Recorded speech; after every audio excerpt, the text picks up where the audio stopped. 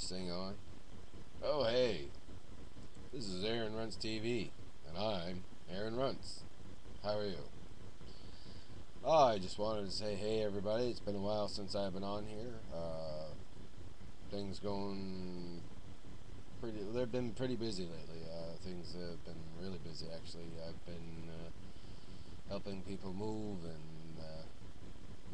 working at nights and sleeping a little bit during the day and doing other things and helping people build things and make things, and just been non-stop. So anyway, just thought I'd shout out and say hey.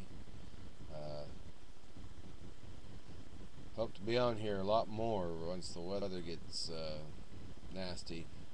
Winter stuff coming on, fall, when it's cold and don't want to go outside. So I'm going to try and discuss certain issues.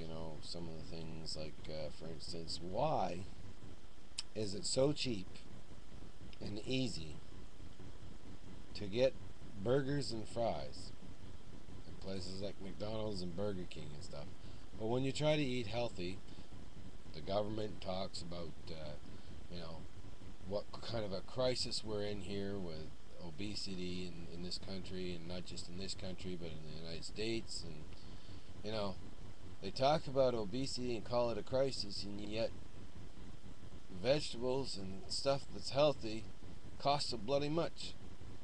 So why doesn't the government step in if it's such a crisis and charge a tax on the fast food like they're doing with the cigarettes?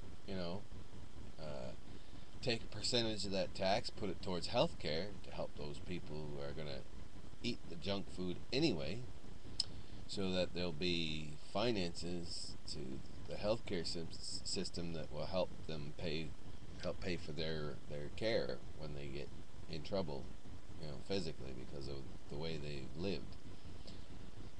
And then also take a percentage of that money and put it towards agriculture, to the farmers that are given grants that are to help them produce better crops, bigger crops, better equipment to take care of those crops. Why not come up with a plan like that? If people can afford, and that way they can lower the prices of produce and stuff, things that are healthy, and people will be forced to eat the good stuff because the junk stuff will be too expensive with the taxes. So I don't know. I'm just trying to use the same psychology that they're using with the cigarettes. Raise the prices, raise the taxes so high that nobody can afford them, and people start quitting. I don't know. Just an idea, anyway. Thought I'd pass that along. I have other issues I want to discuss. Why people always want to be oblivious and do drugs and alcohol and stuff and numb their brain to everything. It's like, I don't know, I have more fun being sober and watching everybody else, but that's a personal choice, I suppose. I just don't understand it. I see all the media coverage and documentaries and how people can end up, and yet I got people coming in my store at night, with track marks up their arms and hands, and where they shove the needles in, and they're out there prostituting themselves to make more money so that they get their next fix, and they're skinny as toothpicks because they aren't eating, they're doing the drugs instead. It's ridiculous. It's like a vicious cycle. But there's been so much media coverage over the years that all the dangers and hazards, and why would you even try it? I don't understand that. But anyway, that's just me. That's just the way I feel, But anyway, little things like that I'm going to start discussing in detail. I'm going to do some more research on it. And the other thing, one of the things that I'm going to say now, because it kind of bugs me. Things that are not good for us, toxins and things like that. Why is it that the FDA approves these things for human consumption? I mean, take Splenda for instance. Everybody says that Splenda is so much better for you than aspartame, and that, you know, because it's made from sugar, that it's not, you know, it's not as bad as aspartame. But the thing is, there's never ever been any human case studies done on aspartame. You know, they were always given to lab rats in concentrated high doses. You know, and rats don't have the same makeup as us. You know, their skin, everything about them, they're not the same as us. We're humans. They're rats. They're rodents. You know, their physical makeup is nowhere near being the same as ours. And you know, but Splenda, it's called in technical terms, it's called a chlorocarbon. Now, chlorocarbon is how can I explain this? They took an atom from sugar, an atom from chlorine, and an atom from carbon and fused them together. It's basically the same components as DDT, and everybody knows that DDT is a pesticide.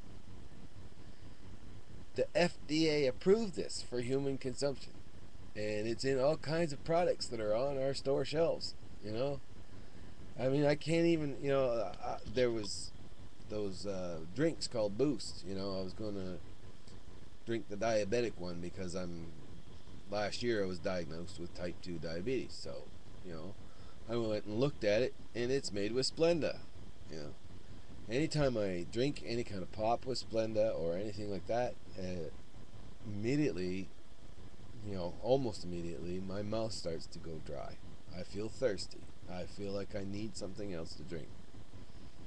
There's, you know, you can't get away from it now because everybody was so scared about aspartame, and now they've approved Splenda, and everything is being converted to Splenda, you know, as a substitute. You know, and it's getting ridiculous. You know, I don't know.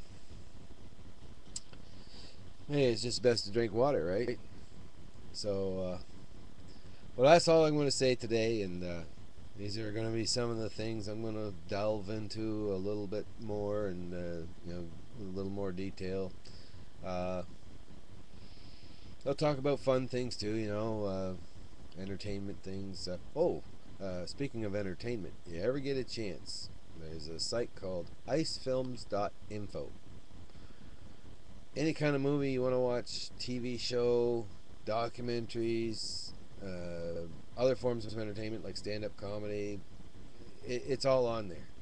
And it's free, there's no commercials, it's just, you know, you click on the A to Z list for the movies and pick out a movie that starts with one of those letters, and, you know, it's, yeah.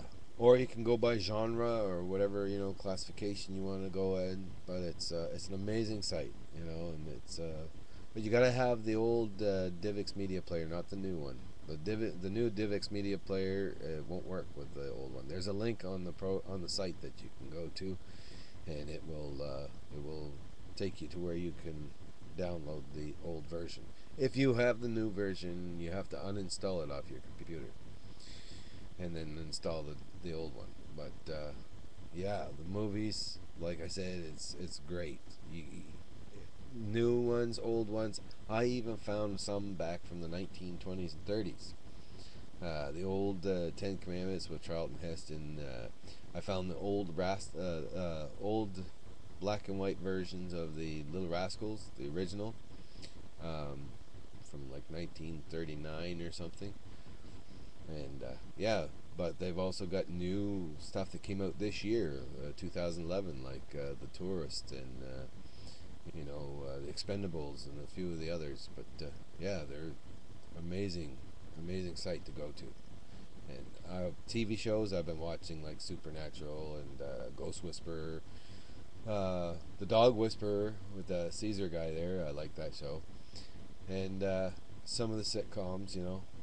But like I said, it's icefilms.info. That's all it is, and it's great. It's a great site, so check it out. I'm going to say good night for now, and I'll be back again hopefully soon.